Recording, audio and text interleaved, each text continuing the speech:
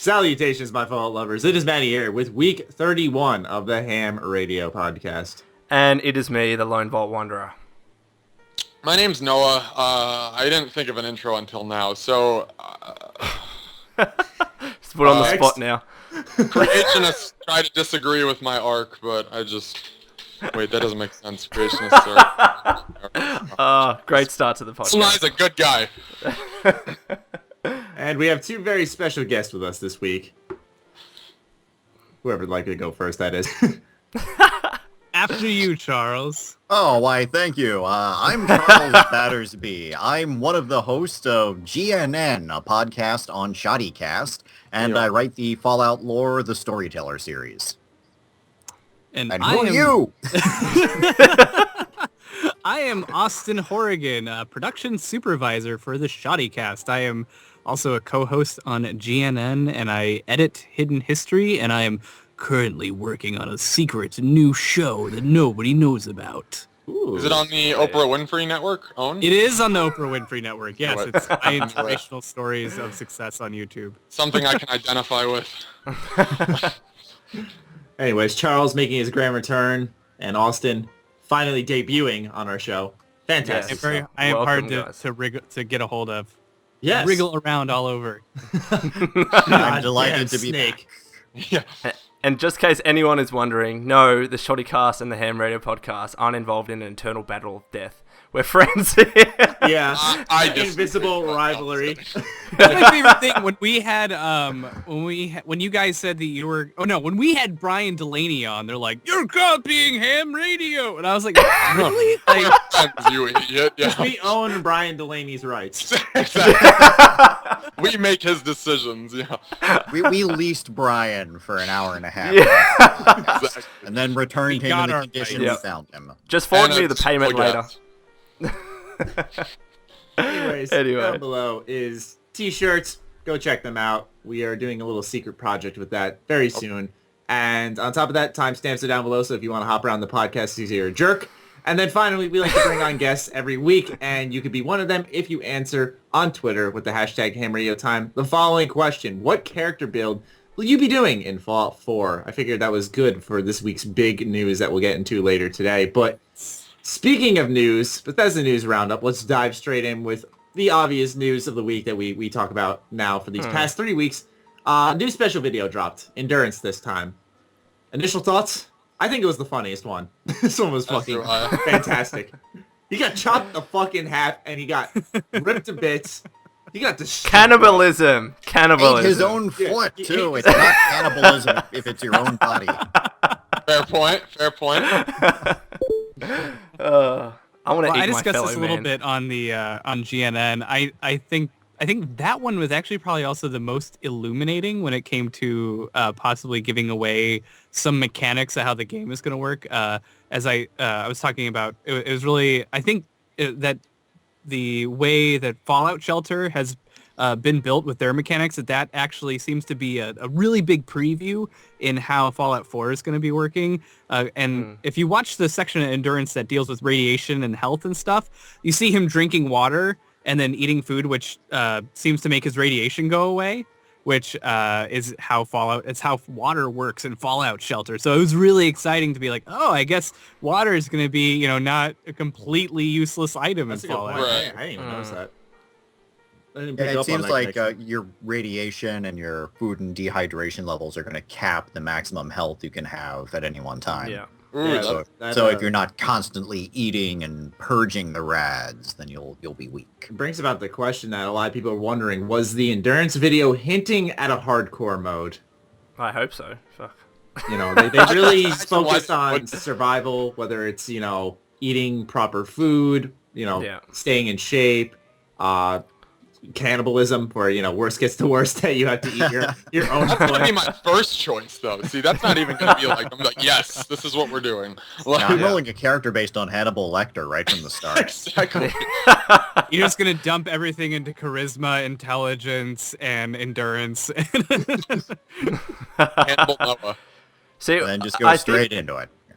Because of New Vegas, I think set the platform with hardcore mode. People are expecting it. I hope that we get it. Also, as well, I know people are upset, probably the wrong term, but about the companions and how they can't die. Maybe in a hardcore mode, companions can die. I mean, who knows how it'll operate, but I think it's definitely a necessary thing because many people see Fallout as a relatively easy game, even at the very hard levels. Yeah. I mean, that's entirely why Fallout Wanderers Edition actually exists, is to make the game a bit harder.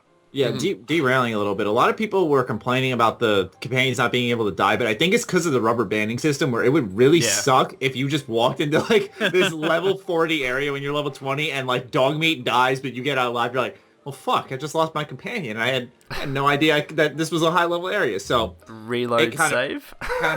Yeah, but they're trying to avoid that. So I mean, it makes sense, I guess, but it kind of sucks. I don't know. I'm not really complaining about it. I hardly use companions in Fallout. I'm going to use them this time because they seem to be really focusing out on them. New Vegas's were very good, but I didn't like Fallout 3's. I have to disagree at the... Just slightly disagree, I guess, that Fallout New Vegas is going to be informing whether or not there's a hardcore mode in Fallout 4.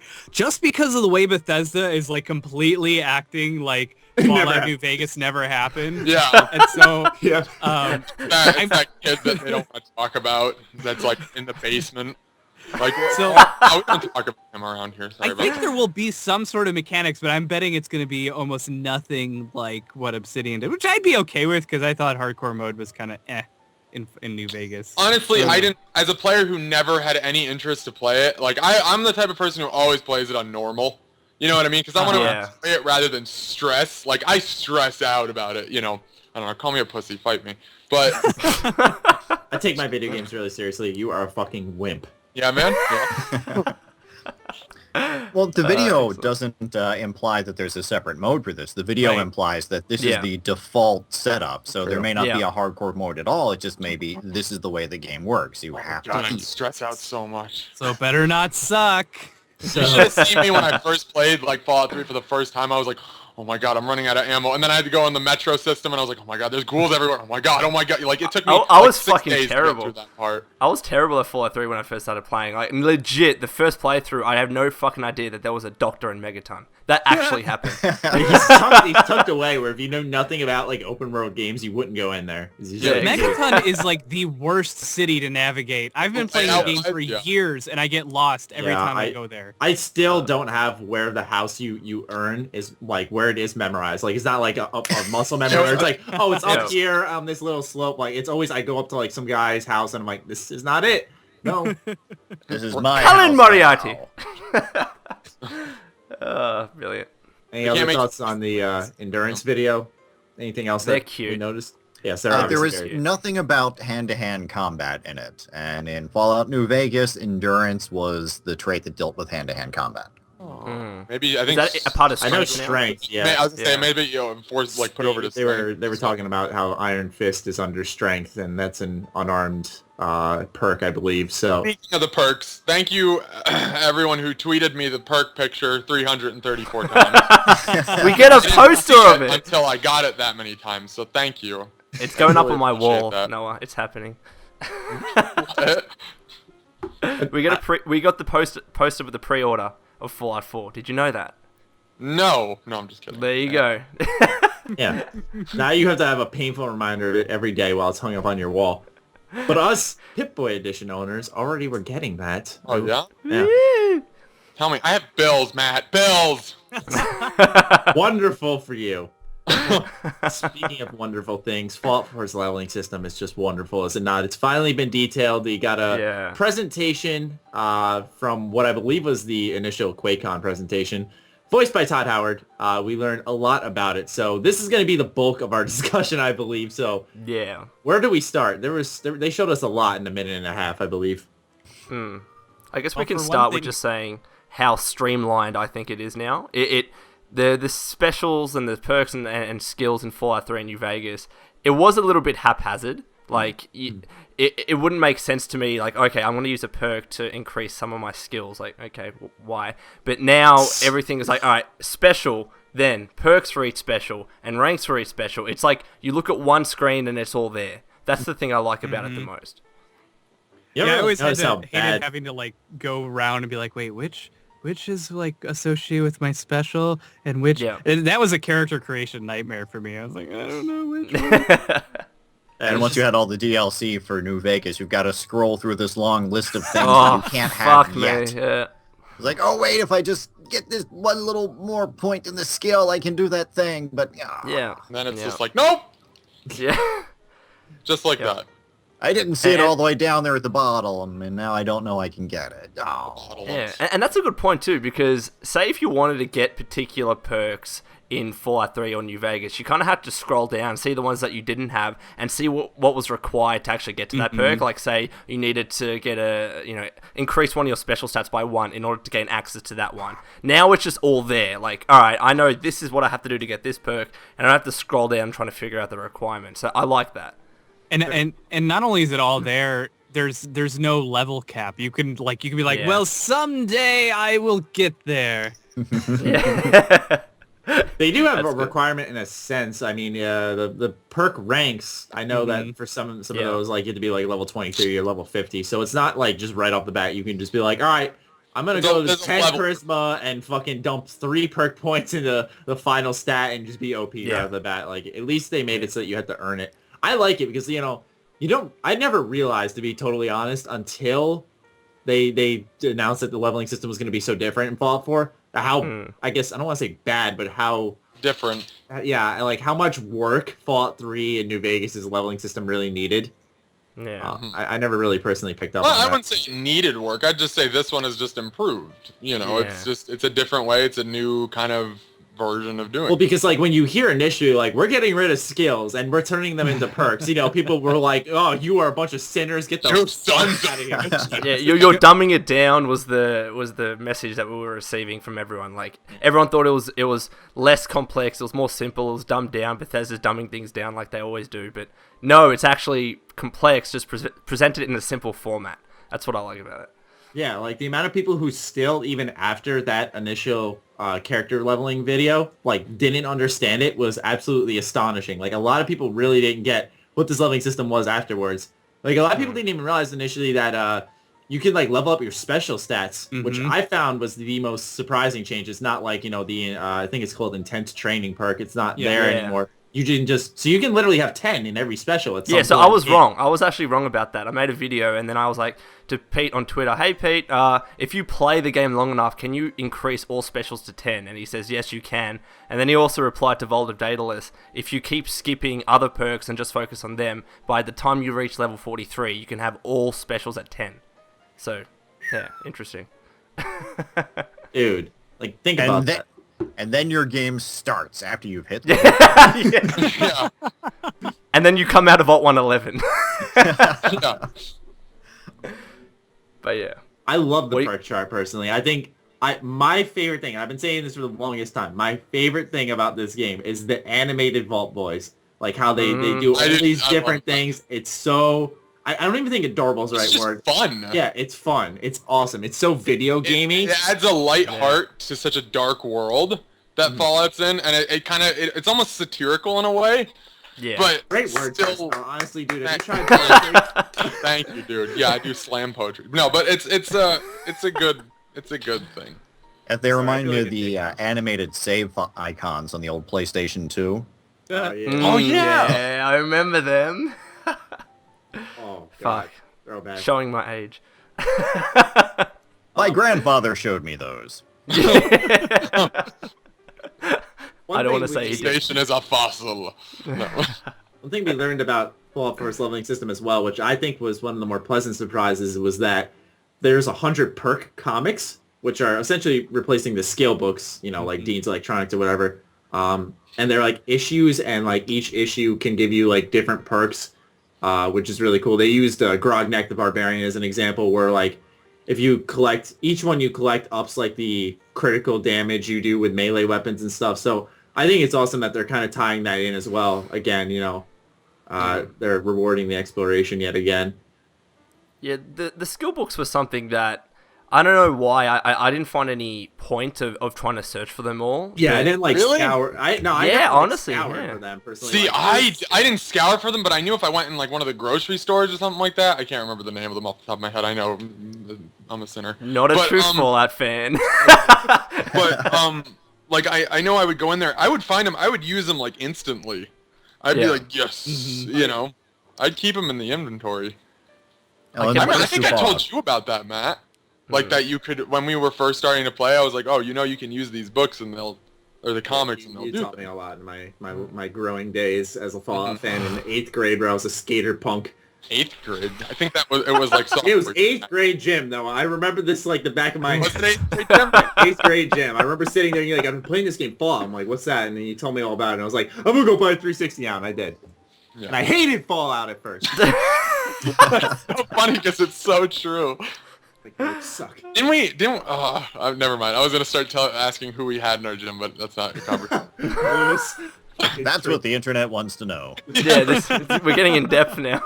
We had someone named Fergie in our gym, didn't we, Matt? We did. We used to ball tap everyone in the fucking locker room. He became a very big drug dealer. Yep. Anyway. Wow. Right. Moving on. Well then. And after Matty survives his court case on slander and libel, Exactly. I'm not the one who said anything. Exactly. But you're hosting the content. Yep. Anyways, it's Noah's channel now. I'll run it right into the ground. Yeah.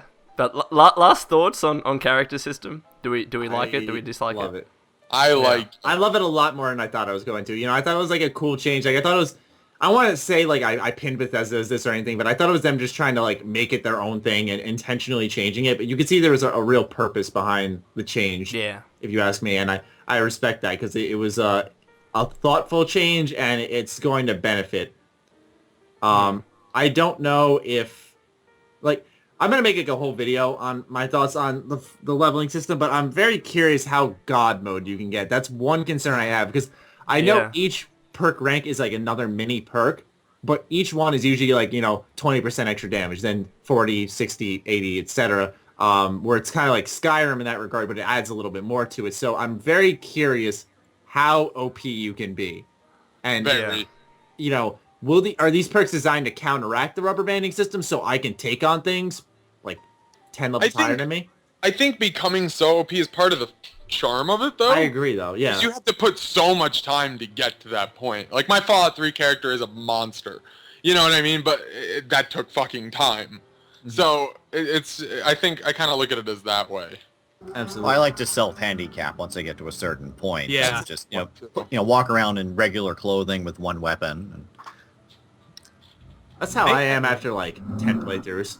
Bethesda has always had an issue with difficulty in like they just don't know how to handle it.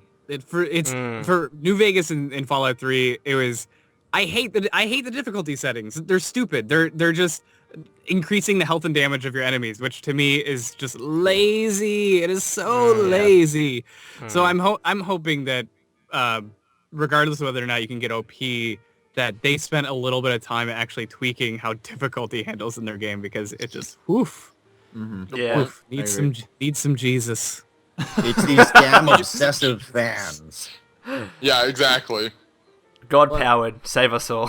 I mean, it would be good if, like, obviously they did increase the damage they did and the health they have, but I think on top of that, you know, it shouldn't be as extreme, and rather they should focus on the AI and, like, how they attack you and stuff. I understand it's an open world, but I think that would be a more interesting way of making it an actual difficult game.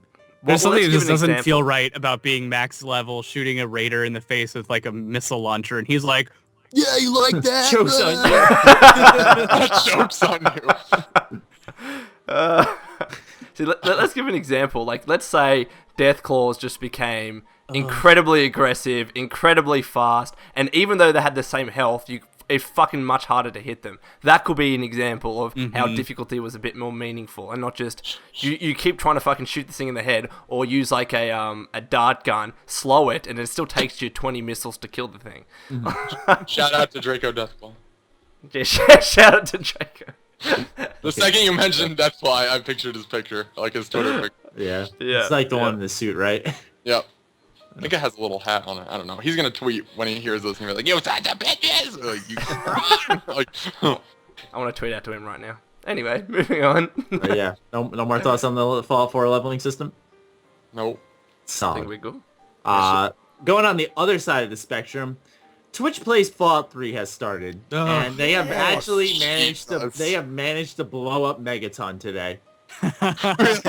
They actually blew it up. I was just gonna repeat what I said for emphasis. May not know what I know what it is. I'm just saying for the listeners who may not know. Just explain real quick what Twitch Plays is.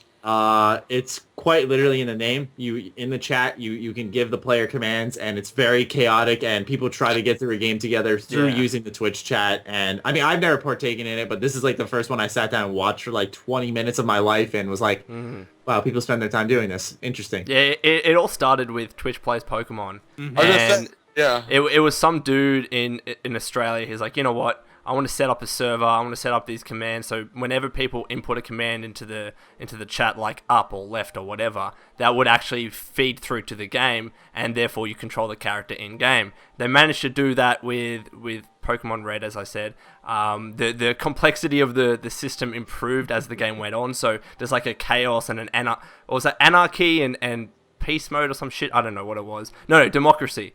Where one was just like all of the chat commands just go straight in, and then the other one is where every 30 seconds, for example, people vote on the particular command to choose, and then that command gets chosen. And that's how they actually... I think they beat Dark Souls. Jesus! No way. I think they did. I think they did. How? They beat one of the hardest bosses. It was... I don't know. Dude, there's no way they beat that... That's fucking crazy. I forgot what the boss was in Dark Souls, but it was like a giant fat thing. I think it was like Smog and something else. And like, even a skilled player...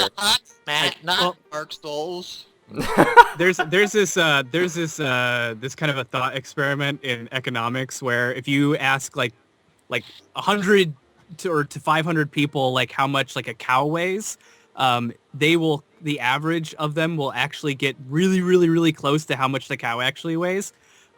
Twitch Plays is kind of like that, except like thousands of people over like weeks sometimes. So it's like just like by law of like attrition, eventually they're gonna get through. They could probably like do anything.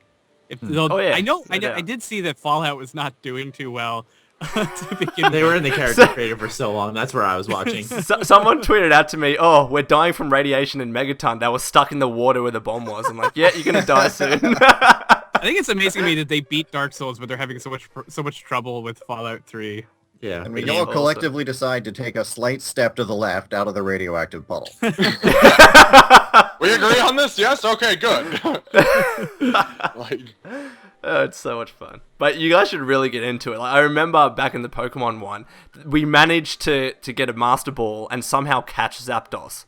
That was like the most intense fucking moment because like it was so easy just to click run or for Zapdos to die after an attack, but we managed to catch the fucking thing. It was just so intense, and I enjoyed it so much. Pokemon works. It's like a tile-based game, right. You know, up, down, left, right is the only ways you can go. If they did more of those, I said this last time we talked about Twitch Plays, that it would work so much better if they did those type of games. But it's interesting to see them try to play these games like Fallout. Yeah. I'm curious if they're gonna like, because don't trolls just sit in there and just fuck with the commands? They have all the fucking time. I would do. All the time. I would just sit there and be like, go forward, like go backward, like that. I can see this working with something like Final Fantasy, where 90% of the game is default attack on default target over and over and over. Yeah.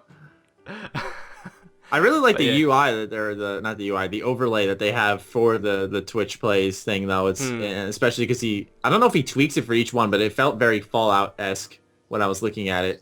Just a little observation I made personally. I liked it though.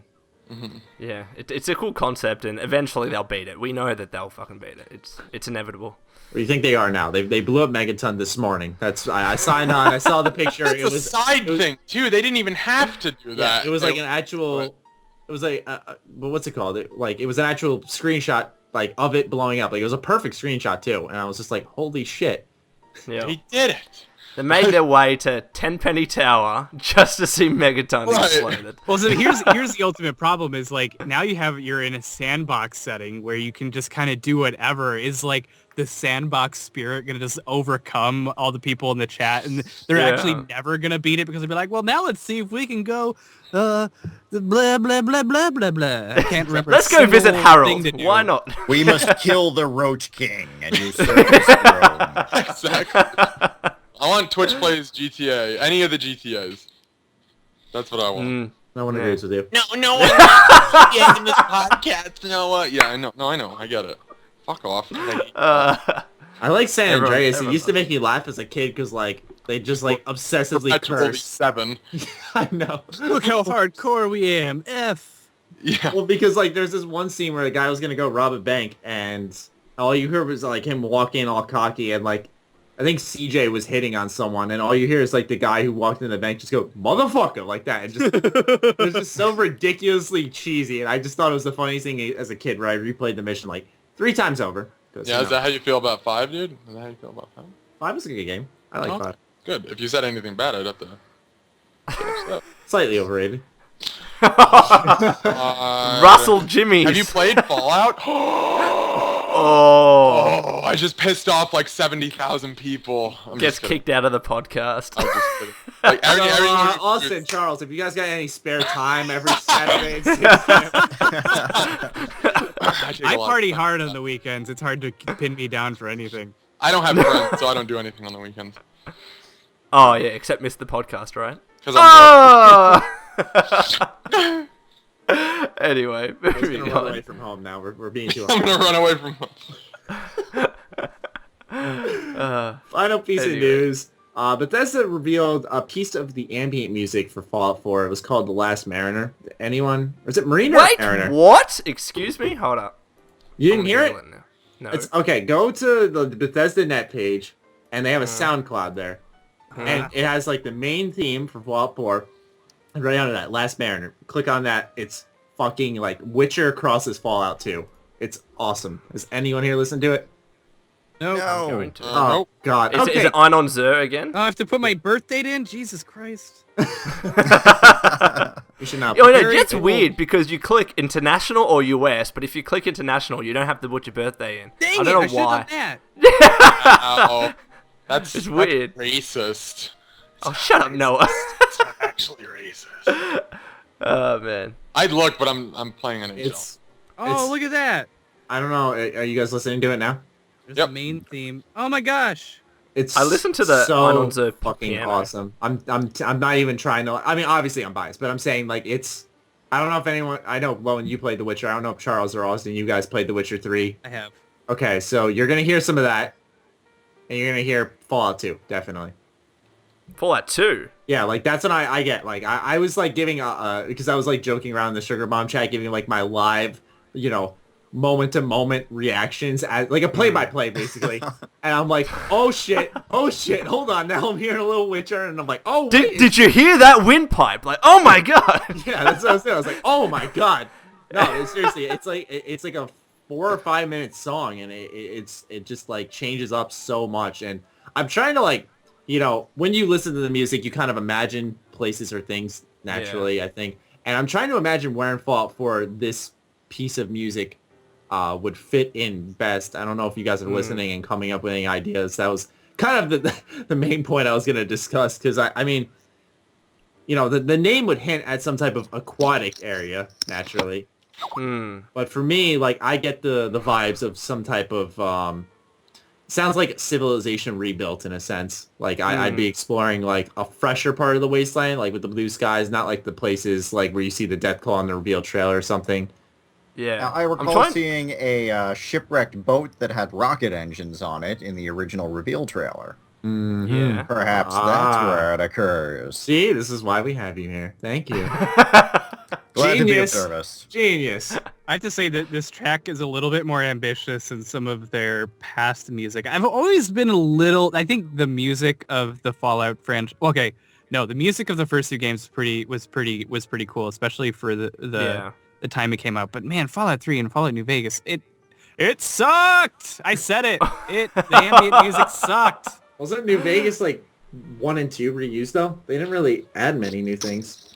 They did some reusing, but they had some unique stuff. Okay, all right. Yeah, I guess it's not fair to say that it sucked because when you're playing like a game that you just like walk around doing random crap all the time, like you can't have something that's always like, but it play dubstep. It had it just felt very unambitious most of the time. So it's good. And you still say that after Bethesda released the video that humanizes the composer and shows him there playing his piano. I thought Einon Zur was a group, for fuck's sake, and it's a person. What? What's the name? Sorry.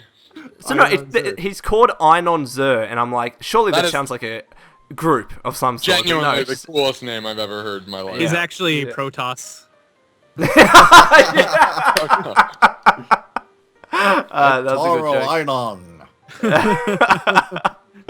The interesting thing about Fallout music is that I remember I loved like GNR so much, and I would listen to that personally on my iPod or whatever. Now I can't listen to it in game. I don't know why. I will listen to ambient music nowadays. I've listened to it to death, each of the songs, and I feel I'm not going to do that with Fallout 4. Yeah, that's why I made sure not to listen to any of that type of music before Fallout 4, because, you know, it's natural. Yeah. You get sick of music if you listen to the same genre too much. And if I listen to, like, this 50s and these blues all the time come Fallout 4, I'll be like, shut the fucking radio off. Like, I don't want to listen to this. Well, part of the so much Danny K you can take it once. Yeah, right.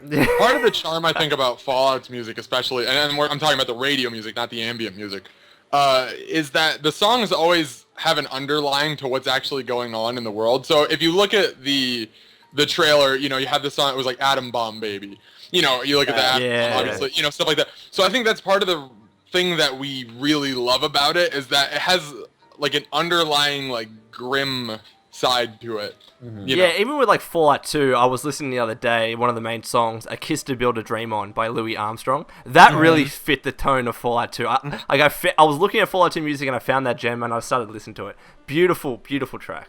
It is. Yeah, I enjoy it very much. I mean, I like the GNR soundtrack, but it's for the ambient. Fallout 3, I mean, I guess not Austin pointed out, Fallout 3 only had like a few I like when because I always have those running in the background of my videos because I just love it so much. But like, you know, once you listen to them every day, you only have like a select few that are your favorites that you never get sick of. And like for Fallout 3, there's probably only 3 that I could consistently use and like enjoy exquisitely. But the rest are kind of like they're all like the same tone, the same like bleakness around them. So I agree with Austin when he said it sounds a lot more ambitious. But I really liked how it was. So if anyone who's listening out there has not heard this ambient music, because it flew under my radar as well. I had to have a viewer tell me, but it's available on Bethesda Net's page. It's called like Creating the Score for Fallout 4 or something like that. It's whatever has to do with music, and there'll be a SoundCloud on that. And they didn't even talk about it too. I like how they did that. They just kind of like said, yeah, here's Einon Zur playing the main theme, and we're going to tuck this piece of ambient music in there. Enjoy. Yeah. You know, that's an interesting thing that I've noticed some games doing nowadays, because I was doing, and The Witcher did this, and the only reason I knew The Witcher did this is because I was doing the Witcher lore series for ShoddyCast, and I was like, I just wanted all the possible music I could have, and they they would release, you know, just like a few tracks here and there for free, like, and you could download them even, and it was I don't know, like, for me, like, I think it's, like, really gets, you know, for the hardcore, like, fans who really like getting stuff early, it just feels like a super nice treat. But they don't, like, advertise it, they just randomly do it. Yeah. I couldn't see Bethesda, like, I remember, like, Lone, you were like, I'd love to know the soundtrack for Fallout 4. I'm like, I wouldn't, I don't know. I just want to know, I'll listen to each song once and that's it. I promise I won't go overboard. I just want to know what they are. I kind of want the surprise, because, like, I think of the initial gameplay trailer at E3, the Atom Bomb song was one of the most pleasant surprises, because not only was it, like, very unheard of until Fallout 4, but it was like one of those songs like, how was this never in a Fallout game? And when I heard it, it was like, it was perfect. You know, honestly, I'll even go to that length and say it was fucking perfect. Just a great match. They need to put Sweet Little Lies with on one of the radios in Fallout 4. I don't know if you guys have seen that. If you go to the Fleetwood Mac Little Lies video, there are so many comments about Todd Howard on there. It's fucking hilarious. Like, tell me Little Lies, Todd Howard. It's fucking awesome. So now, how many of you killed Three Dog just to hear what the other DJ is like? I did it.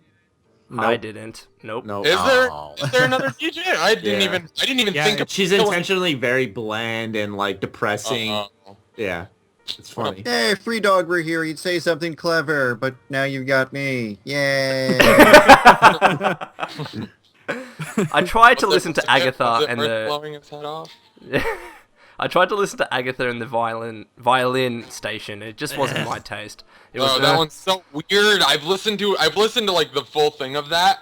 It's just weird. I don't know. I'm like, yeah, thanks for the Black Hawk. Now I'll be done with you. Anyway.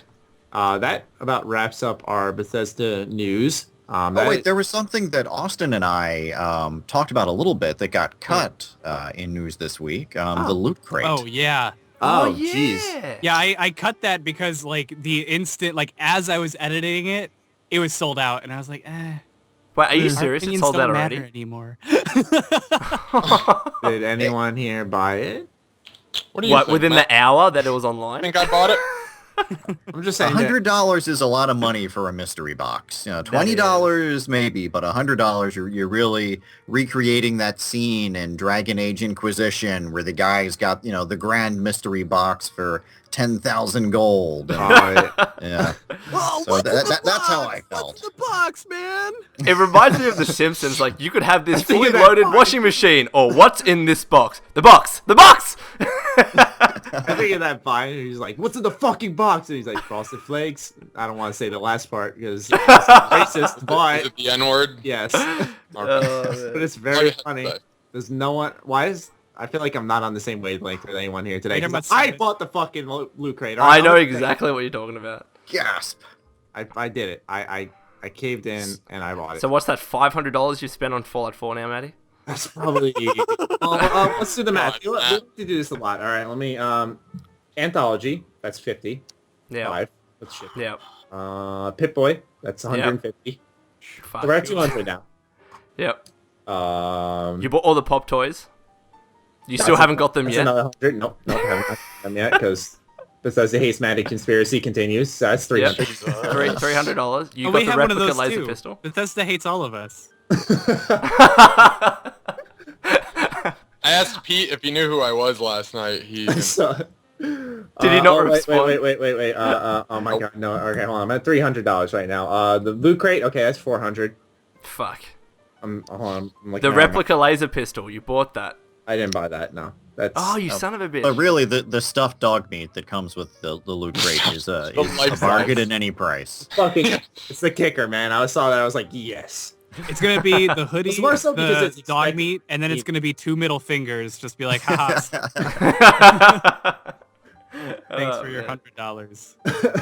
I saw a picture about the Loot Crate. I'm not sure if it's real. So is it like a lunchbox, but a different kind of lunchbox? Did you guys see? They only revealed that they were going to have the Vault 111 sweatshirt in there. I need a new sweatshirt, so it worked out for me. That sounded so bad. And the dog meat plushie, but other than that, they said everything else is secret, but it was like $150 worth. My opinion is that it's going to be like a backpack, like one of the string ones, and I use those quite often for hockey. What else was? That's so adorable, man. Yeah, I walk into hockey practice with a fucking Vault 111 string backpack full of fucking pucks. They're like, "What's up, nerd?" Oh man, I got a keychain that's shaped like Vault Boy. That makes me cool, right? Huh? My mom says I'm cool. I wouldn't be surprised if they had like a lunchbox. Really, like that's kind of a staple now with the Fallout Shelter, Fallout 3 collectible. I could see them doing a lunchbox there. If there's a Gidea Buttercup replica in there, I'm gonna be pissed that I didn't buy this. I want a box of sugar bombs. That's clever. That's clever. With cereal in it, though. Wait, isn't Pete Hines thinking about empty cardboard box? Yeah. Is it? Isn't Pete Hines thinking about the whole Nuka-Cola and actually making those officially? Like, yeah, he was like, he's like, you think we already thought of that, huh? I'm like, or something like that. He said that they've considered doing the Nuka-Cola crosses Coca-Cola promotion. I'm like, I know that that would be awesome. It's a small, in the sense of globally, it's a quote small market because it's just Fallout fans, but just do it. It's too good of an idea to say we didn't do that. You know, and just get some radiation. Peanuts is gonna look over his shoulder one day and be like, "Why didn't I do that? That was such a good idea." I'm just gonna hand them $1 million idea right now. They already make bottles of Coke that have the names of people on it, so why not make one that says, share a Coke with dog meat and share a Coke with what's the robot's name? Cogsworth and Cogsworth. And collect 10 caps and you collect 10 caps and you get a free bottle of Nuka-Cola, something like that. I mean, we're thinking of their marketing for them. We really are. That's our. You know what? Okay, I'm gonna back up to a little bit something like deeper here. That's all we are, though, for them, is free marketing. All right, let's fix that. Let's talk about just how terrible this game is. And, I'm always ready to talk about season passes. Can we actually touch on that? No, we didn't touch on that because I saw the ShoddyCast video where Austin, you expressed your opinion about that. So, what do you think about the season pass? So everyone here can know. Well, Gopher has softened my touch somewhat, as have some commenters. As he does, right? Gopher does very softly. But I do generally think that season passes are a complete horseshit marketing technique that's pushed by not the developers. It's not something I hate. I don't think it actually reflects badly on the game itself. But it's something that, the publishing companies, they come up with. This is a great idea. You get someone to be like, hey, give me money ahead of time and we'll just give you something. Most of the time, they start marketing them before, even they have any idea what they're going to put out. So it's basically money for... Yeah. So, and I'm generally not a huge fan of money for I'm not a huge fan of money, honestly. That's why I don't have it. See, I would have been really irked if they were like, all right, we don't know what we're going to do with our DLC, but if you pre-order the season pass now, which I believe you can do, then we'll give you free in-game weapons that no one else can get. I would have been pissed off with that. But I think you're right, season passes have become kind of a virus in the video game industry, but this is probably one of the better examples of it, in my opinion, because they're not trying to incentivize it's one of those things that it's not...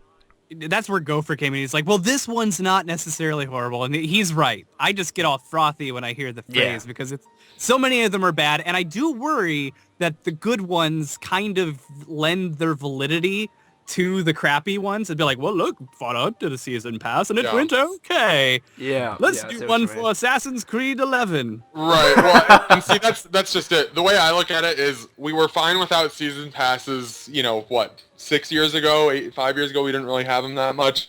We can be fine without them again. Just release the downloadable content as it's released. We'll pay for it. I'm sorry. I have a lot of issue paying $60 for a game on top of spending another, say, how much is it, 40 or 20? 30. 30? Okay. Spending another 30 on it, and then getting maybe little... I just fucking hate it. It doesn't matter who it is. Triggered. Rockstar. Didn't Rockstar... No. Rockstar released all their downloadable content for free. Now, I'm not praising... Well, I'm praising Rockstar, of course. But my point is, it's just fuck off, season passes. Just stop. I don't have any money for this shit. As I say, before you get excited about Rockstar and their purity, they did make the Rockstar. No, that wasn't Rockstar. It was what? That was who made Mad Max? That was WB. Yeah. I got Warner Brothers because WB partnered with Rockstar Energy Drink to have a for the love of God, I didn't even know that, but I'm done. That is ridiculous. I actually did drive the car around. There's one little mission where you have to drive that car in a race, and it's one of the worst cars in the game. And the side character who hangs on the back of the car is holding a can of Monster or a Rockstar. Dude, this is so pro. If I were to put my wizard prediction hat, I would say that season passes are being set up to be the replacement for like pre-order bonuses and stuff. Like because pre-orders like are patently ridiculous. Look at fucking Deus Ex right now. Like pre-ordering when you have digital distribution, like it doesn't actually make sense to do. Exactly. No, it doesn't. So I think it may eventually go away, but they're hedging their bets by having, they're trying to be like, well, season passes. See, I don't think so though. I think it's gonna get worse because you're right on the fact of pre-ordering kind of dwindling away in terms of the digital downloads and stuff like that becoming more prevalent. But the fact that that's going to make season passes become more of a thing because they're going to have the pre-orders. Oh, yeah. And they'll be bad like Borderlands. Yeah. Borderlands, as much as I love Borderlands, it's a perfect example of a season pass that's not really needed. Unless it's Borderlands 2. I mean, they released DLC for a while. Did it not cover a certain amount? That you couldn't get with the season pass. Yeah, I was gonna say. I take that back. Mission add-ons. You didn't get little stuff like the skins. Yeah, I take that back. I'm thinking of Bethesda's where they say like anything after our initial plans is free as well. That's cool. That's good. But again, it's just I just always go back to the number one point. Do they not think like this will sell more if we reveal DLC with this? Not saying, hey, we have no ideas. Make amazing DLC that people can't help but buy. Yeah. But see, the way I look at it, I'm the type of person that if they're going to start talking about DLC before the game's even out and talking about the game of it. This all in December. Well, my experience with companies, that do that and announce the name of a DLC or something before it's out, before the game's even out. A lot of times DLC is shit. It's rushed out the door. It's not great, and I'd rather just not mention my it. worst DLC experience was with Mass Effect 3. Okay, I go to GameStop and they have that day one DLC for the day one DLC. What was it, the Promethean? I think that's how the name of it. Austin, Prothean. Okay, thank you. And this lady, she's kind of attractive. She's just like, hey, you want to buy the day one DLC? I'm just like, no, thank you. She's like, oh, come on. Like, she swooned me. She fucking deviated me. She tricked me. And I walked out of there, like, smiling. And the second I set foot out of GameStop, I had this transformation where, like, the switch to shove. I'm like, I'm so fucking stupid. I just bought day one DLC because she convinced me. She was just trying to make a sale, and she went hard on me. I was like, she didn't like me. She didn't want me. Wait, did BioWare send her in there to woo customers, or she just... No, that's the thing. She just went really, like, hardcore on me. Like, she was really trying to convince me. I, like... You do realize now, Matty, that Pete Hines is listening to this podcast, and he's going to send Todd Howard to every store to do the exact same thing. All right, it's so pretty. If he asked me to buy something, I would, like, directly. Hey, Matt, I really like that Link statue there. Okay, sure, no problem. Here. Like, would you just shake my hand, please? Because you are so gorgeous, and I will never lift my hand. Oh, man. See, as someone who works in retail, I can tell you that what happened to you, Matt, is exactly like, and you know this. Of course, yeah. Like we have these little things, and I don't want to go too specific because I don't want to get in trouble with it. But we have these things where you donate $3 and you get something for it. And when I'm working register, if I say, oh, if you donate $3, you get, and I see their face, I'll be like, come on, dude, it's only $3, and I make them feel like shit if they don't donate, and it makes them donate. I'm not kidding. You're a bad person, Noah. A bad person. Manager told me to do that. It's only it's only 3 McDoubles at McDonald's. It's not a big deal, bro. So do you get a kickback from this charity or something? You get to skim like 10% off all the the potable water you give to the starving children in the third world, or... He gets to keep his job, damn it. Exactly. Anyways, we went on topic there. Our next segment is what games are playing and our favorite news of this week. Can I go first? Sure. Of course you can. I finally. Well, I've been streaming a lot, so I've been streaming a lot of Dirty Bomb lately. I've been playing GTA 5 kind of again on my PC. I'm starting to like get back into it. As you all know, I've beaten it on the console. But, and then I finally got my Xbox disc reader to work. I remember that video. It hasn't been working for like 6 months. No joke. I promise you, this is how I fixed it. I put the game in, and I just smacked on the top of the Xbox for a solid like 40 seconds. I am not kidding. And it just rather than saying open tray with a disc in it, it just said play game. And I was like, oh my god. So now I've been playing like NHL kind of again and stuff like that. I just remember you sending me a Snapchat video of that, and you're like, "Look, I got my." You're like, "I got my disc reader to work, Matt. Look." And then you send me a video. You're like, "When you have no games to play on your Xbox." That's true. Nice. What's your favorite news, Noah? Huh? While you're on a roll here. I am glad that the perk list got announced and is shown and stuff like that. Good answer, Noah. Damn. That's like saying Jesus in Sunday school. Bible character. The answer to every question. Jesus did it. Fuck you. Charles or Austin, how about you guys? What you're playing this week and your favorite news bit? I've been playing StarCraft 2. I finally, I've always been kind of a casual watcher of professional StarCraft. I don't know what it is. It just fascinates me. And I started watching DreamHack Open again. And then I'm like, I could be that good. And then I go on multiplayer. I'm like, I am not that good. I remember Nintendo 64 Oh man, that guy days. sent the one Zergling into my base. I'm gonna go kill it. The only thing I know about StarCraft is that Zerg Rush is a thing. That's pretty much all I know. I don't know a thing about it. I used to play StarCraft on Nintendo 64. Like those were that was the best! Greatest days. And I thought I was good. It's like, yeah, I'm good at this. Then I eventually played StarCraft Online. I fucking got my ass beat. Handed to me. My favorite thing about the N64 StarCraft is the later into the game you got, it would start to lag. Like, because it just couldn't handle processing everything. And so the game just got really slow. And you could really think about what you were doing. Great game. Oh, man. And favorite news bit, Austin? Oh, crap. I didn't study. It's all good. We're also preparing our guests, as you can tell. We don't warn them.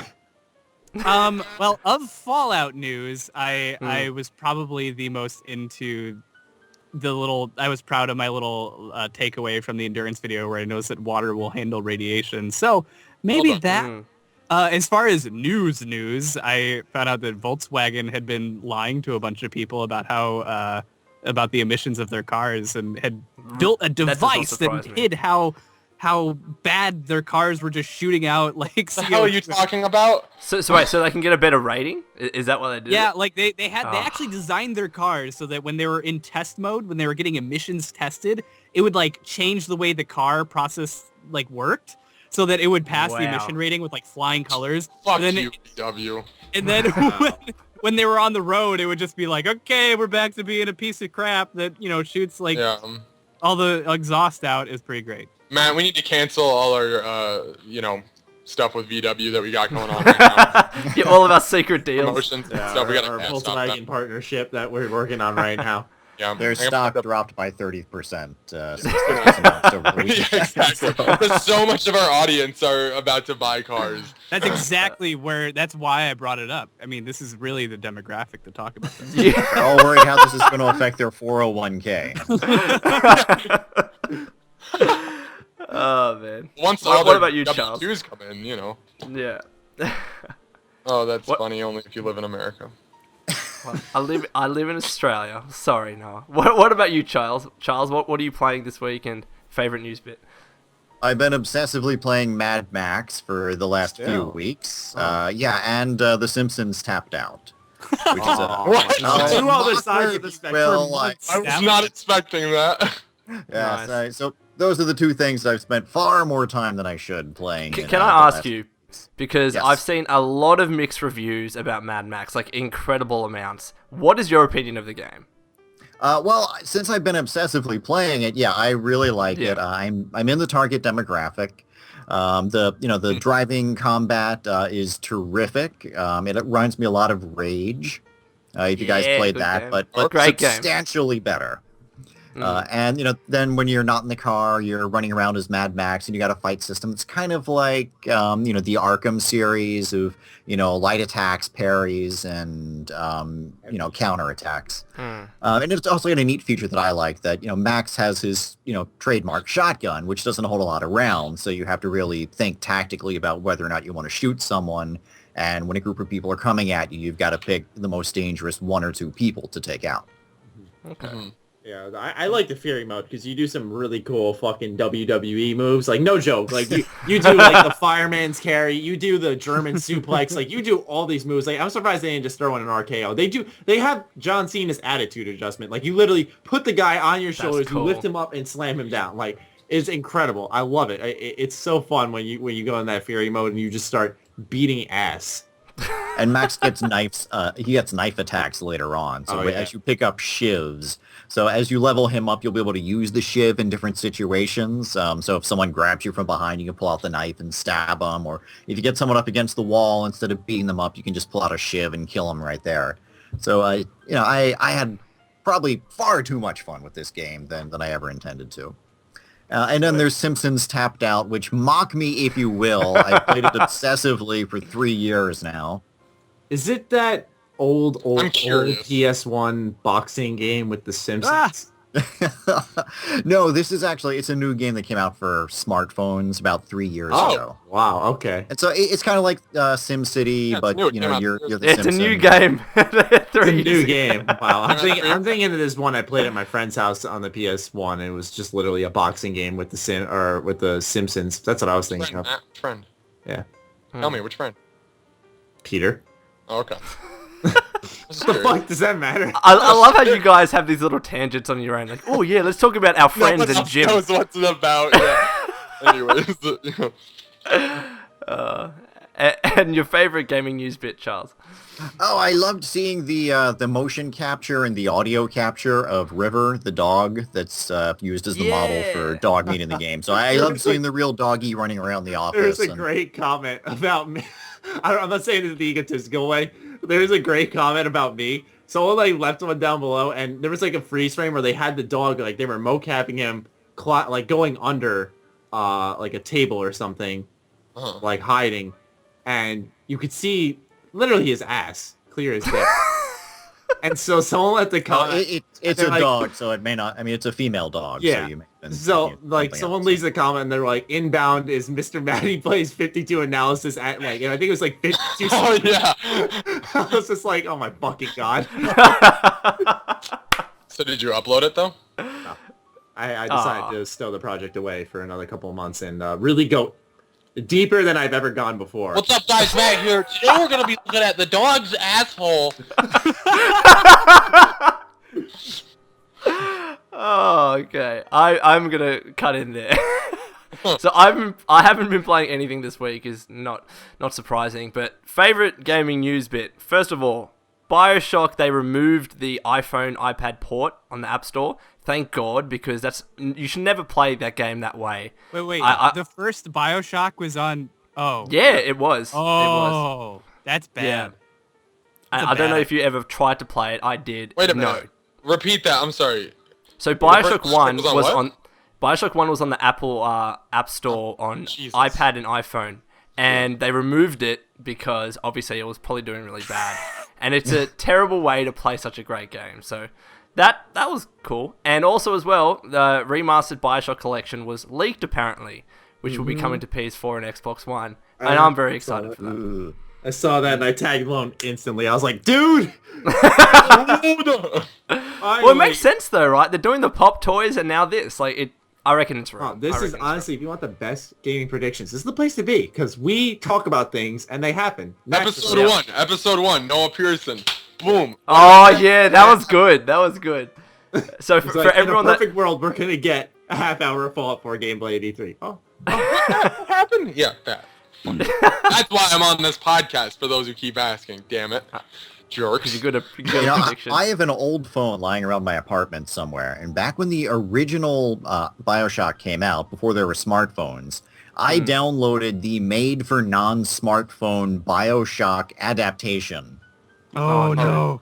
And I think I'm probably the person that bought it, because this is it just a text game? Like, no, it's like a reasonable facsimile of the first 2 levels of the game, and it was made by a one-woman design team in India that I guess Verizon or someone, or 2K authorized, this woman to make this game, and, I'm like the guy that bought it.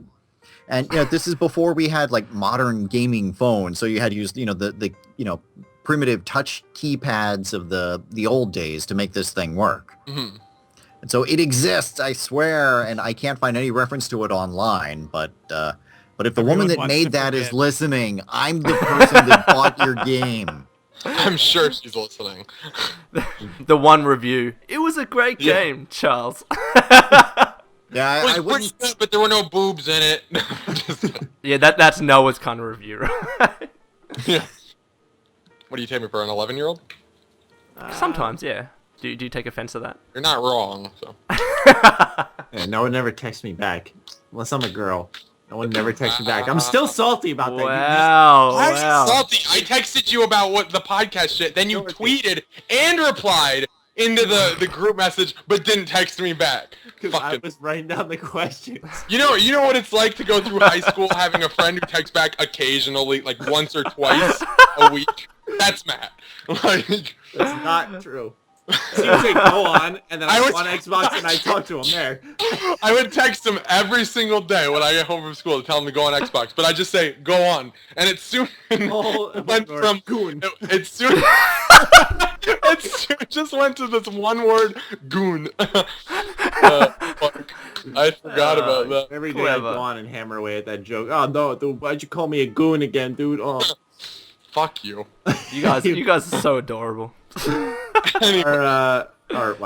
My what I'm playing this week is Metal Gear Solid 5. I finally found a little time to hammer away at this very large and underwhelming game. Yeah, I fucking said it, okay? This game, where are these 10s coming from, okay? I will start off by saying this. I have played Metal Gear Solid 2, 3, Peace Walker, Ground Zeroes, alright? I got that whole pre-story the fuck down, and I'm pretty sure 2 takes place after 5. Okay, the story is, like, non-existent. It's like every now and then I get a nice little cutscene. I'm like, oh my god, finally, story time. And it's like a little tease because it won't be another 4 hours until I get another one. Yeah, but I feel like that's a game where the gameplay absolutely is like that's what I was gonna get. Yeah, I shouldn't have complained first because I'm probably receiving hate mail and death threats as we speak. But gameplay, one of the best stealth games ever. Honestly, like it's very flexible, which is hard to do. You can really tackle any situation you want. But it gets somehow tedious because they make you infiltrate the same fucking camps so many times over to the point of redundancy. Where, like, you have the side ops, which you essentially have to do if you want to progress your mother base or anything like that. So you're constantly in these same areas over and over and over and over and over to the point where, like, the first, 10 hours, it's like, this is amazing. And then after you hit, the 20-hour mark and you're still in that same area doing that same shit, you're like, okay, I've had enough. They eventually switch up locations. You can flip between 2 open worlds. I say that in quotes because the open world is not like our Bethesda open worlds where there's questing and stuff, which is fine. It's like in a sense, a GTA open world where it's literally a living, breathing world. And so it's a very good game, but in the sense of storytelling and content, it's there, but it's not enough. It's a gameplay game. And as someone who loves the story, I feel like you can't sell me half a package, especially since, speaking of half a package, apparently they cut out parts. I haven't beaten it yet, so I wouldn't know, but they cut out parts that they're going to sell for DLC and... Oh my god. Austin in the background. Apparently Hideo Kojima was a paid contractor at the end of the development, so things kind of fell apart. That's why. Well, yeah, he's leaving, and then isn't it? Yeah. Yeah, we talked about this kind of briefly last week, but now I finally had some time to play it a little bit more, and it's an awesome game, like I said, in terms of gameplay. It reminds me, except Dishonored, I really like the story, so I can't even make that comparison. But the freedom reminds me of Dishonored, where I'm I think about it, I can do it, which is no small feat. But everything else, I'm not a fan of. It's redundant going to the same areas. The story's not really there, but when it is, it's interesting. But it's just so many 4 or 5 hour gaps between story continuation that it's just I just lose interest every time, and I'm like, who are you again? What are we doing here? What's going on? So that's my thoughts on Metal Gear Solid 5 so far, at least. Maybe it'll change, but it's... Your opinion's like different to 99% of every single critic because that it's has reviewed Metal the Gear. game. It's fucking Metal Gear. If this game didn't have Metal Gear on the front, it would get fucking torn to shreds. I disagree completely because I don't... Okay, I'm sure that I haven't played it, but I've watched a shit ton of it. Again, I'm still going to get... You haven't played it, Noah. I know. But my thing on it is... Forget the story for a second. I love stealth games. I really do. Splinter Cell, I haven't played a lot of the Metal Gear series. I played a few, but not a lot of it. But I love Splinter Cell, stealth games. Hitman's one of my all-time favorites. So it's like I feel like it's not a bad game. I don't know if if it should get 10s. But, that's what I'm saying. A 10 is that's a big masterpiece. Thing to say. Yeah, that's saying it has everything you could want. This is a game you must buy. Well, okay, hold on. I do have a 10 out of 10. That I actually disagree with the premise of one of the things you said, but agree with the general idea in that it's okay. So you're saying that it's a gameplay game, so maybe you're being unfair by saying, oh well, the story is kind of crap. But no, they present themselves like you do not like build these beautiful cinematic portraits that they have in these cutscenes, and they market themselves and push themselves as like a whole narrative cinematic movie, excellent experience, and then don't deliver on good writing. Like that's a really fair criticism, and like you can make an amazing stealth game without like the weird like. You don't need the plot. Like, they could throw it away entirely and just have... Yeah, look at all the Splinter Cell games. Yeah, exactly. See, I think this can segue into an interesting discussion about video game review scores. I mean, in my opinion, review scores, they're very misleading and they're very hard and they're not accurate.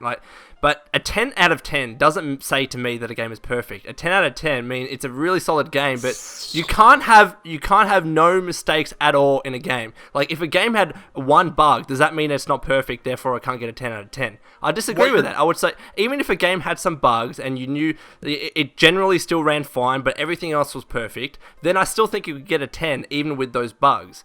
That's why I don't think review scores are completely accurate. I don't think 10 out of 10 means there is nothing wrong with the game at all. Numerical review scores are almost pointless. The fact that there's a point to them, but like, it's better, like Matt, your reviews, you don't do a numerical score for that, and I thank you for that. You explain what you like and what you don't like, and people listen and go from there. You make your own decision rather than sitting there, oh, it got a 7, not going to read the negatives, I'm just, it's an okay game. Well, let's give an example, right? Mad Max I think is like 7.3 on Metacritic, and I'm sure someone like Charles would probably disagree with that.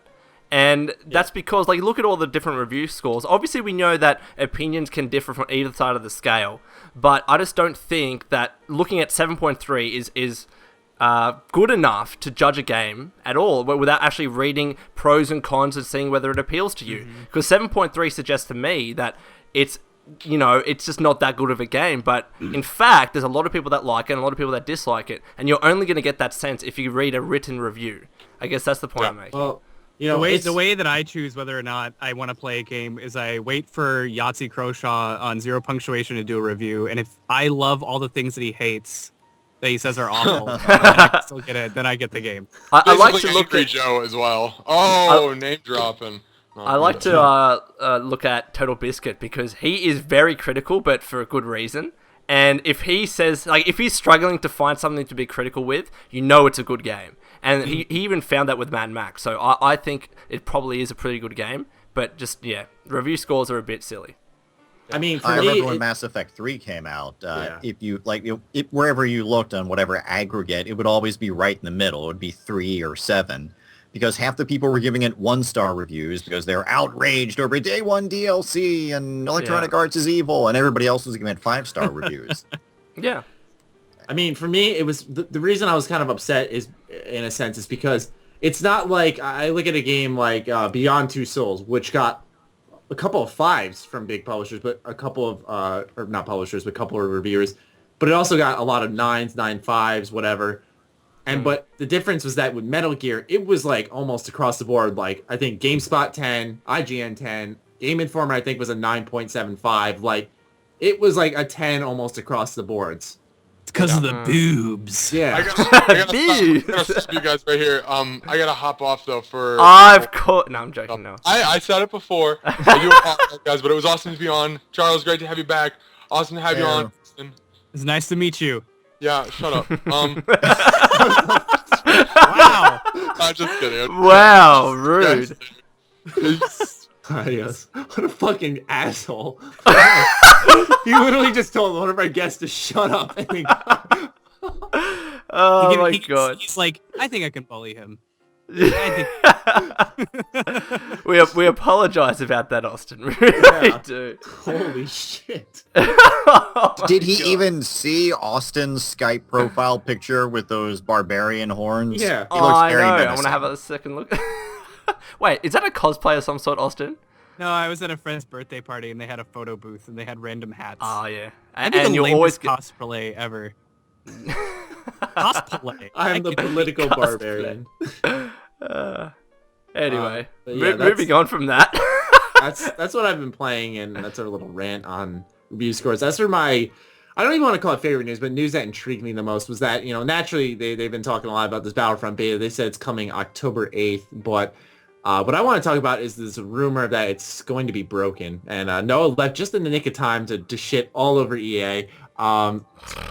Apparently this came from like a GAF user, so it's like, take it with a grain of salt, but a lot of people have been talking about it, and it's caught a lot of interest, and it's slowly but surely converting me to just entering this game with that negative mindset, because they said like the alpha was broken to shit, and that in the beta, like, they really haven't essentially had time to tackle all the problems the alpha had. So now there's this big issue where they're thinking that the beta is going to be broken for everyone, and that the full game is not going to do well at all, because they have to meet that Star Wars Episode 7 launch date, or be around it, I think. I think they're like a week or so, a couple of weeks ahead of it. We're so used to this now, aren't we? Like, games, like, now obviously this isn't confirmed or anything, but there obviously has been a track record with many different publishers, many different developers coming out with broken games because they're trying to meet some sort of release date, whether it's near the holiday season or whatever.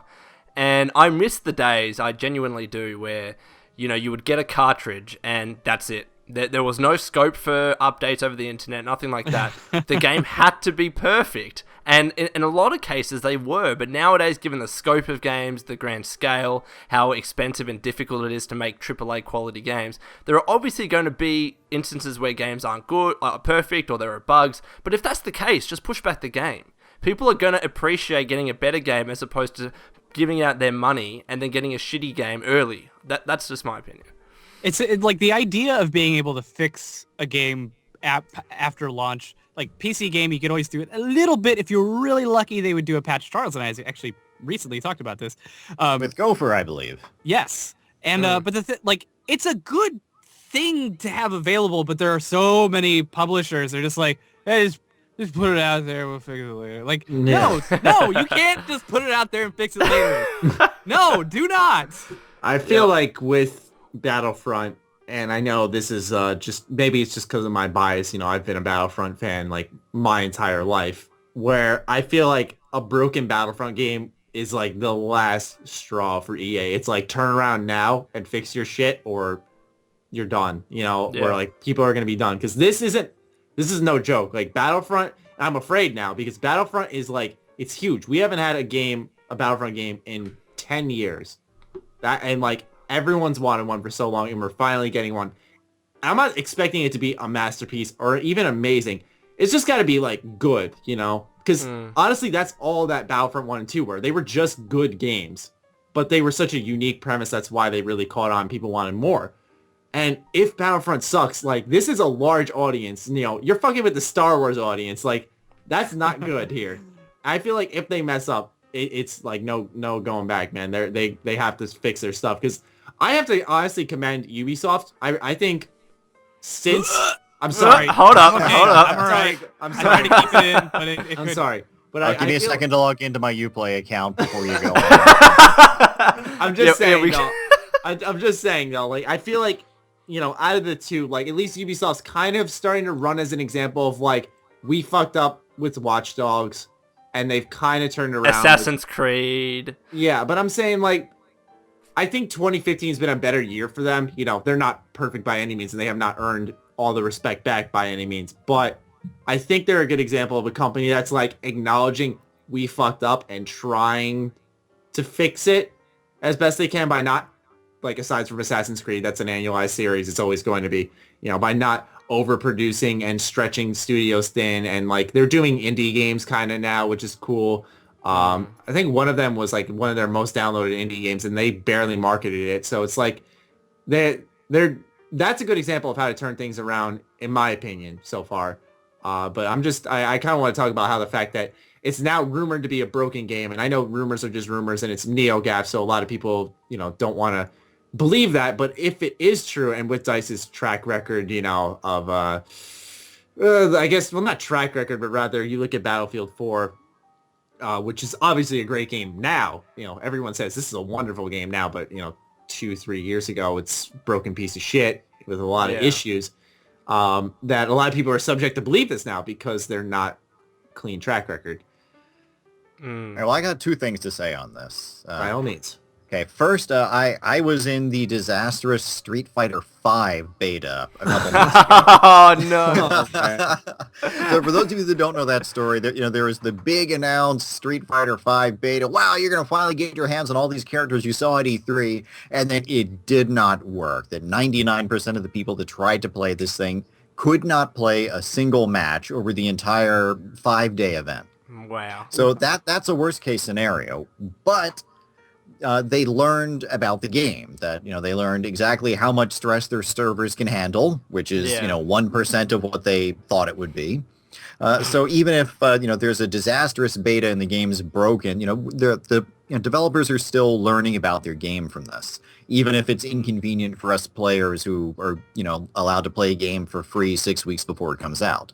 Oh, poor us. Yeah, absolutely.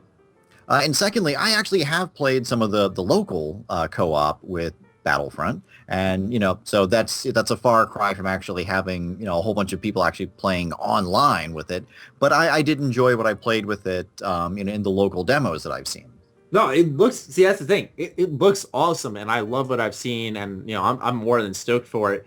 It's just when I hear these rumors of it being broken, I guess it brings in a wind of doubt that I didn't have before. I wasn't walking into this thinking this is going to be game of the year, this is going to be incredible, but I had confidence in DICE, and I guess, when you start hearing these bad rumors, it breaks a little confidence. It kind of gives you a taste of reality, like, okay, they can fuck this up, where instead of just having this fanboyism to it where I'm like, they got this, man, they got this. Like, I actually took a step back. I'm like, well, I mean, do they have this really? And I guess that's kind of where I've been stuck at, where it's not like I'm sitting here believing it, but I guess I'm going to go in, and I guess it does help for my overall criticism of the game. It lets me go in with a bit of skepticism now, But that's my news for this week. Battlefront beta rumors and whatnot. Sweat. Our final segment, fan questions. You guys, what have you chosen this week, Matty? Fuck. Gaming again. Gaming again. I make sure to pick wisely now. That's good. Unless Noah's on for a full podcast, we won't do other. Anyways, the first one comes from @mad220023 on Twitter, and he asks, how do you feel about, and before I get into anything, I know we briefly talked about this in the past, but he has a reason for this question. He says, how do you feel about Bethesda showing more Fallout gameplay, even though we have just a little bit more than a month until it launches, especially considering that we just received the leveling system video from QuakeCon? So I guess what he's kind of tagging onto this is, like, since we saw something from QuakeCon, are we going to see the other part from QuakeCon? Does anyone feel we will? It's hard to say, to be honest. Like, so far, Bethesda, there was a little bit of a drought in terms of Fallout 4 content because they had the Gamescom thing and things were being kept under wraps, but now we're getting a lot of stuff. Obviously, we expected the special videos. We didn't expect this Fallout 4 leveling video. That was a nice touch, but it's hard to say whether they have enough time or space to fit in another video like that. They could very well do that, but it's really up in the air. I think they realized they had turned the faucet too tightly the last few weeks, and that's why we got this little glut of interviews that have been previously released somewhere, and some of these little behind-the-scenes videos.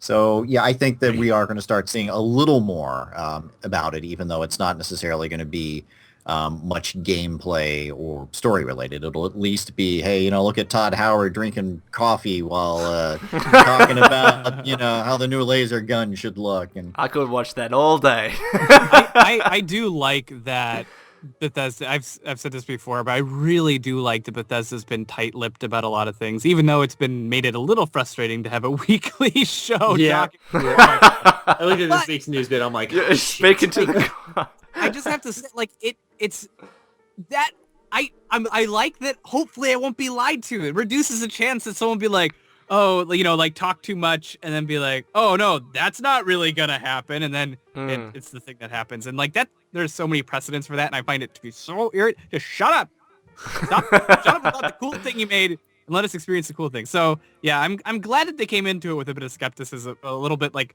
conservatism. As far as what they were releasing, though. So I like Bethesda's approach because it's not like they're really trying to hype the game per se. I think rather they just present the facts and say, we think this is cool, and we agree with you, Bethesda. Thank you very much. I think the reason why I don't think they're going to is because what these videos, these interviews have been is more so to more and more give us an idea of what Fallout 4 is. Just dropping what apparently from what I've heard from the QuakeCon and Gamescom demo, it's just the game itself. It's not explaining anything. It's just more gameplay, which obviously isn't bad, especially for us people here who run weekly shows and whatnot off of that stuff. It'd be great for us to see, but in the terms of what the context will be, it would just be showing more of the game, and I think almost in a sense ruining it, where I feel like now I've kind of gone from show us something Bethesda to now that they're finally showing us stuff weekly now, including the special videos on top of a couple of interviews. I feel a little bit more satiated where I'm like, okay, maybe they shouldn't show us this. And it's not like I get mad if they showed us gameplay, but if it's just basic gameplay, then it's not like I'm not interested, but it's more so it'd be kind of pointless, where I feel like there was a point to this leveling system video because it was something that a lot of people were confused about. If it's a video that's going to explain us something about the game that we don't know about, then by all means. A lot of people were wondering what this repair system in Fallout 4 is because apparently it's not brand new, but it's different from previous Fallout games. So a lot of people want to know about that. So if they want to do a video on that, go ahead. But I don't need to have Lexington spoiled for me in this big battle between all the Brotherhood of Steel and the Raiders and the Ghouls and the protagonist, this big mini war. I'm like, I want to experience that for myself. Yeah. When they finally reveal that the protagonist was in fact an android with implanted memories, I want to be able to go, I told you all so, with my own experience instead of it being spoiled early on. Mm-hmm. Yeah, definitely. And then everyone saying, no, that's not what it is. And then later finding out it was Robin all along. I'm mixing my games up. Oh, no. The next question comes from the Golden Saiyan on Twitter. And he asks, do you think Fallout 4's destructible environment will be all over the map or just based to the story? And by this, he's asking about that one part in the gameplay trailer where protagonist throws a grenade up into this broken part of a ship, it seems, and the wall blows off. Kind of. Panels of the wall blows off. And so I guess he's saying, was that a story moment there, almost a scripted event? Or are we going to have little destructible things like that where fences will collapse and we can break down wooden doors in certain areas? I'm betting it's that. Because, I mean, and I'm assuming after we play it a bunch, we'll know what all the different things are that are destructible and all the things that are not. Mm-hmm. The arbitrarily destructible things and the arbitrarily not destructible things. Yeah, I've joked in the past about having Battlefield Apocalypse, where every single thing everywhere in this open world is destructible. And as much as I would love to see that really happen, I think that's more a target for the PlayStation 6. Yeah. Rather than something we could really technologically see in Fallout 4. Mm-hmm. Yeah, maybe Fallout 7 we can really get something where you can personally destroy the entire world and then go run around in it, but I don't think we're going to see more than blow up the fence, blow up the the desk. Yeah, I agree. Just I was interested in what he said, whether or not it'd be all over the map or if this would just be story beat moments. I'm guessing since the story will take place in the world that it's kind of the same thing. Yeah. We're going to see this all over the place. Maybe there will be more destructible things that are plot related. That'd be fun. I mean, there's clearly some sort of airship that lights on fire. Oh my god, that's like one of the most epic parts in the trailer. I mean, they have explosive barrels. And I know that's such a weird thing to highlight, but that's new to Fallout. And actually, there were explosive cars and explosive generators in the previous game. So, we did have sort of destructible things that could be used tactically. Yeah. I just had an idea. They're probably stamped with the Doom logo on the side. It's just a cross-advertising campaign. Sell copies of Doom, Todd. I just wonder how it's going to work because, like, for example, you explode a car and the car travels 10 meters in one direction. Is that going to be the new position of the car every time you reload a save? Or is everything going to reset once you start the game again? I don't know how in-depth it's going to be. It'll be interesting. Yeah, are you asking, like, is it just going to lay there? Yeah, exactly, yeah. Okay. Who knows? Like, obviously at the end of a Battlefield game, the fucking world's destroyed. The map is ruined. But I don't know whether that's technically possible or feasible in Fallout 4, where, say, for example, you throw a grenade at a building, the windows shatter. Do the windows stay permanently shattered or not? Like, who knows? Very interesting. I actually never thought of that. I really hope you can at least break the glass in a fucking window, because that was so annoying. Yeah. Or like you have this like really dodgy wooden door and you have to lockpick it. Like, don't know about that. I have a grenade here. I've got a Batman here. The next question comes from Ratchet570. Non-Fallout related question. Do you think 2016 will be another golden year for gaming due to all the delayed games, or will it be another 2014? Wait. What year's the golden year for gaming? This year is the golden year for gaming? Guess 1997 was the golden year for gaming. I don't know, but we had The Witcher. I apologize. Actually, I misread that. It said, "Do you think 2016 will be a golden year?" Okay, I apologize. Okay. I'm gonna go with yes. I think developers are just now growing into the new console hardware. Yeah, good point. I was thinking. I thought that would be this year, but a lot of delays pushed them all into 2016. I didn't have an actual reason for saying no, other than I have no faith in the industry whatsoever. A bit of cynicism is what we need here. Well, like, look, I hope so. I really do. But it doesn't matter what game comes out, because I'll be playing one game for about a year. That's what I'm saying. Like, this is the golden year for all of us, in my opinion. I still have this like sentence ringing in my head where you mentioned that like Assassin's Creed will always be coming out every year because it's an annual thing. And I was like, man, it used to be just sports games that did that. It was like, I know. It's weird. But there's probably a time where we played a sports game. We're like, why don't we do this for action games? And then like they started doing it. It's like, why are you doing that now? Too much. Yeah. There used to be a time where I liked Assassins. I'll be relentlessly cynical. I'll just change my answer here, and I'll say, you know what? If developers haven't figured out the new generation of consoles by now, then we're screwed. Yes. This is the best we're going to see until the PlayStation 5 and the Xbox. Yes. Square Join me, root Charles. Yes. All right. Xbox Square Root. And damn, Bethesda is going to be the ones that just destroy the whole thing, because they're not going to be able to implement the the Battlefield Apocalypse mode where you destroy the whole damn wasteland, and it's with the best is done. We're never going to see the likes of whatever, The Witcher 3. That's the highlight of the game industry forever. Damn kids today. I think you cross the border from cynical to just like completely delusional. Like, I give it up. I turn all my systems now. Excellent. I have to say, though, the Dreamcast was the height of technological innovation. There will be people in the comments who are like 100% on board with that. I still have my VMUs. Come on, guys. The Virtual Boy was a great system. Don't deny it, all right? Oh, man, the N-Gage. That was... I remember that now. That was a thing. You know what? The N-Gage, for those of you who weren't there, the N-Gage, it was a phone that had like a Game Boy in it. But to change the cartridge... So to change the cartridge, and I'm not making this up, you had to remove the back casing of the phone, take the battery out, turn the system off, and then there was a little, like, where the SIM card would be on a regular cell phone. That's where your game cartridge was. That's so bad. So you change it there, put the battery back in, put the case back on, power it back on, and then you could play your new game. What year was just works.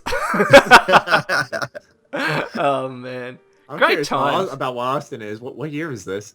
That was like 2000. Oh my god, it was in the 2000s. Yeah, 2003. Yeah. I mean, it was a contemporary of the Game Boy Advance. And for those of you that don't remember the Game Boy Advance, it's like, you just pull the cartridge out, you put the new cartridge in, and, then it's magically there. Mm-hmm. Yep. Oh man, dude, Game Boy Advance SP was... They had the first one with a backlight. Because they had a backlight, so I could play in my bed late at night, and I'm like, fuck yeah, I'm playing It's Pokemon still kind of annoyed tonight. me, though. They're like, oh yeah, we're doing a backlight, and then it wasn't an actual backlight. It was just like a little light that shone on the screen. On the side, like, oh, fuck me. Come on, Nintendo. Come on. No, I meant like actual one, like, because the SP had like that slider that could like dim or brighten the screen, depending on where you were. So it was like, you were outside playing a video game because that makes sense. You could... turn off the backlight and it would just be the sun illuminating the game. I remember the days of the Game Boy Color where I had to like find a good spot kind of in the mixture of sun and shade to really see my screen. That was the worst, man. That was fucking terrible. And then I get that little stupid fucking twirly wire light attachment that would like sit over my Game Boy like a lamp. Yeah. And it would brighten my screen. No. Everyone's Game Boys were like mini Transformers. They would have so many attachments. Like true. that big magnifying attachment was the best thing That was my favorite ever. one. It was like the old person attachment. Oh yeah, I remember that one. I had that on my brilliant. fucking Advance, just the normal Game Boy Advance. That square piece of shit. Oh my god, I forgot all about that. That bothers me. I think I found that recently too, and I wanted to throw it. Yeah, it like distorted the screen because it was a curved screen. Yeah, it was like, what kind of fucking... Anyway. Yeah. Do you think this is innovative? Like, is this thing? I'm like squinting. I'm like, what? You need to get the bifocal one. That would. Yeah, there was a second attachment that went on top of that attachment and made it work perfectly. I don't know how certain games made it. I actually have, funny enough, my Game Boy Advance or Game Boy Color right next to me. Hold on, does it make a sound when you turn it on? Ding. No. What the fuck? I heard it click when you click the thing. Yeah, I heard it click. When you pull down the Hold up, I got my SP. 1 second. Hold on. Because I want to... Yes, I'm blowing into the cartridge right now. Throwback. Don't do it. It doesn't work. It's... I want to do mine. Listen. Beautiful sound. That's amazing. I'm playing it right now. And it's like... I'm playing... There's so much nostalgia Oddworld feels when that... right now, and it's like, how do people play this game? Like, I just died. Oddworld was a great game, though. Wait, you're playing a Game Boy version of Oddworld? That sucked. I had it. Yeah, I played Munch's Odyssey, Stranger's Wrath. Like, I played basically every Oddworld game. I know Exodus came out. I never played that, but they did like a remaster that I want to get to. But like, I love Oddworld so much. But yeah, I have Tetris. I can switch to Tetris right now. She's just playing games on the podcast. Yeah, I'm gonna pull out my Motorola Razr and play the Brothers in Arms game I got for it. Well, I'm more so shocked that this works. 1989 from Bulletproof. That's an interesting choice of words for a Tetris developer. This sounds terribly interesting. Can you guys out there in the internet hear how awesome this sounds? Describe the colors. Does it have black and white? There's black right now. There's red. Wait, there's yellow. Both of them? They got quite a few colors right now. Matty, ask the next question. Shut it off now. The next question is from Boltier95. How long would it take to actually fully level a character to all their specials, or put all their specials at 10? And how long do you think until some maniac will have done it first? Or I'm talking about the morning after the game releases, someone is going to have done this. As soon as they figure out the console commands, that's it. Yeah.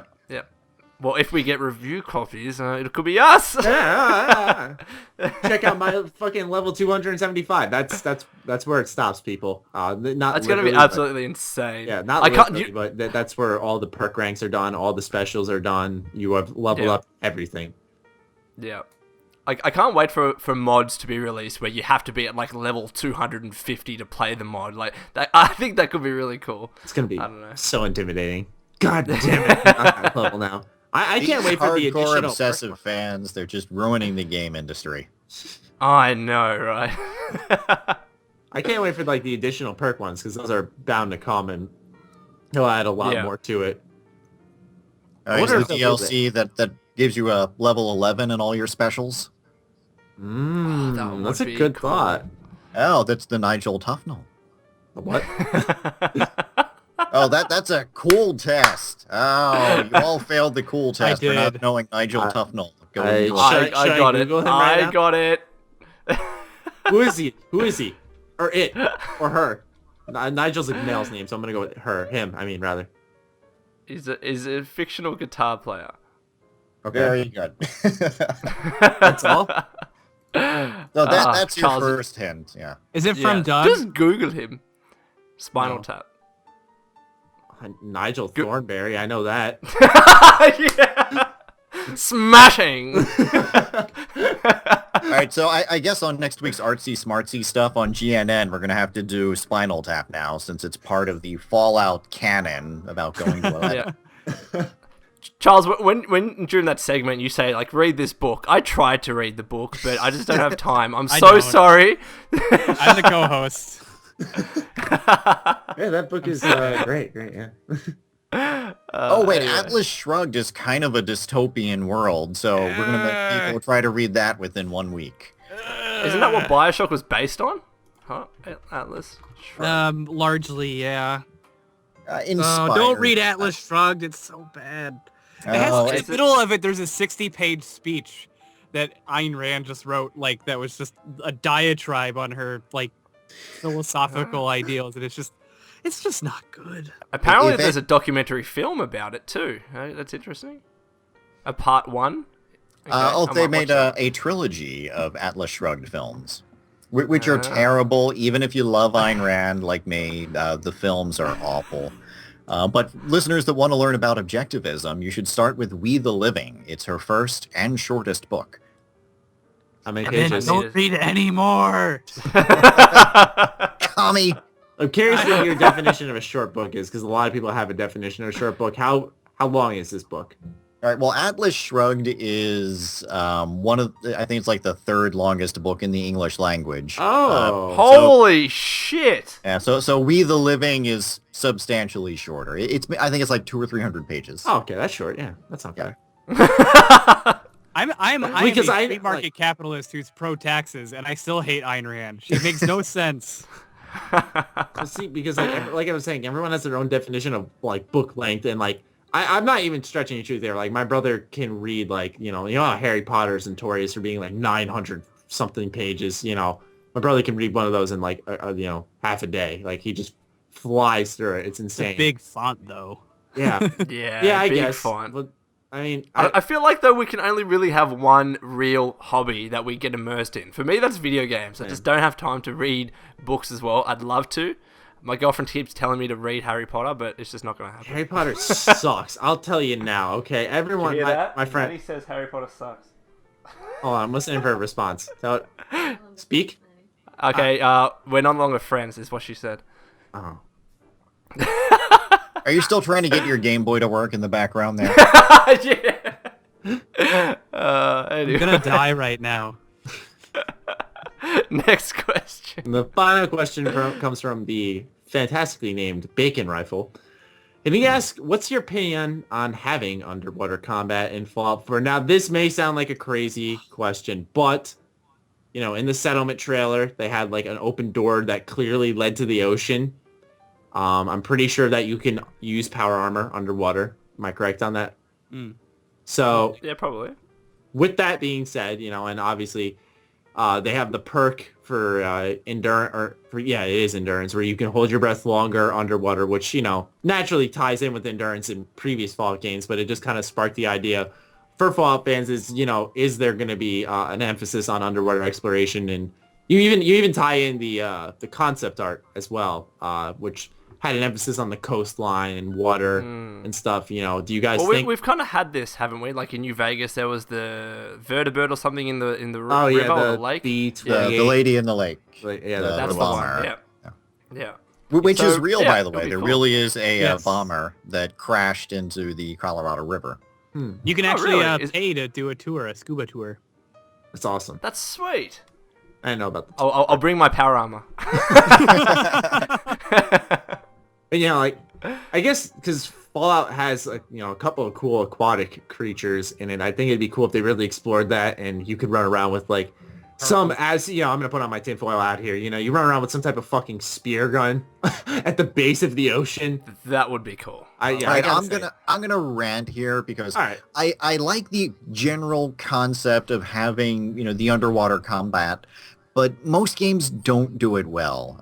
They limit you to, you've got to get the damn spear gun, and then you got to go to the surface to, get your oxygen. And so it's more of a nuisance. Some games have done it really well where you can explore, but you don't fight. And, that I think is kind of neat where, the player isn't really concerned with, making sure you've got enough ammo for the right gun. You just have to go in and make sure you've got enough air to get to the right place and then come back up. And it's like Skyrim did that. Where you'd go into those underwater segments where you'd like leave I'm having a mind blank right now. What's the name of the city? Rapture. Yeah, thank you. You'd leave Rapture. You'd still be in Rapture, so to say, but like you'd be in the ocean at this point. Yes. And you can find slugs there too. Yeah, that was cool. And most of the Tomb Raider games do this really well too. They'll have swimming levels, which are swimming exploration, but not necessarily swimming combat. Mm-hmm. I just hate when then they throw combat like mobs into that, and it's like. Well, and then it's like it's not like sneak past like the Mirelurk Queen and but it's always like you aggroed a Mirelurk that we put here and then didn't give you any means to defend yourself. Yes. Too bad. The Witcher 3 had a little bit of this, which I thought was acceptable but not thrilling. Yeah, not needed either, in my opinion. The crossbow underwater you're talking about, where you just kind of like freeze up and like aim, and it's one shot and they're dead. It's like, just don't put anything here. Yeah, and if you think back to the original Half-Life, where way back then, the Gordon Freeman's default handgun was the only weapon that worked underwater. Mm-hmm. So it was something. It's like, well, it's kind of neat that you're exploring, but I think it's just stupid that the mechanics for this are just limiting you to this one stupid weapon. And like Austin said, you may aggro the thing and just not have enough ammo to deal with it, and then you're screwed. Or in Fallout, you could aggro a Mirelurk, and then you have no options other than to. You mentioned Fallout New Vegas and going to raise up the bomber. That's that happens to me every time I do that quest because there's freaking lake lurks there and they see me and they're like, I'm gonna get you, and I'm like, well, I guess I'll try to swim away real fast because fucking can't do shit. Yeah, I don't know. Every time somebody mentions like water combat or exploration in a video game, I just have terrible flashbacks of the water temple from Zelda. I'm thinking, fuck, not again. I don't know if you guys have played it, but it's fucking terrible. I've always hated water levels in every game ever. Super Mario, I hated them. Donkey Kong Country, Yep. So I'm guessing we're getting like a no. I mean, for me, I just think my worst experience with water combat was definitely Morrowind, because it was like, I remember swimming. No, I'm not even kidding. I remember swimming across this giant lake and being attacked by these Draugr. No, they weren't Draugr. They were those crab people. Yeah. What are they called? I forgot what they were called. No, they do start with a D. I know that. And they just endlessly hit me, and like, so I take out my sword and I start swinging underwater, and there's just like this chance-based combat system that's now been dumbed down to even worse because I'm underwater now, and I'm like fucking whiffing, and then he hits me because he's in his home turf, and I just die, and I'm like, this is just the worst. Like, just let me swim peacefully. And Morrowind was bad because if you didn't swim, then they were the cliff racers. It was just ugh. Make that noise. It's not really. So if Bethesda is listening, you've got like 6 weeks to pull out all the underwater combat from your game. Yeah, basically. Well, no, man, what they do it good. Give me an underwater minigun.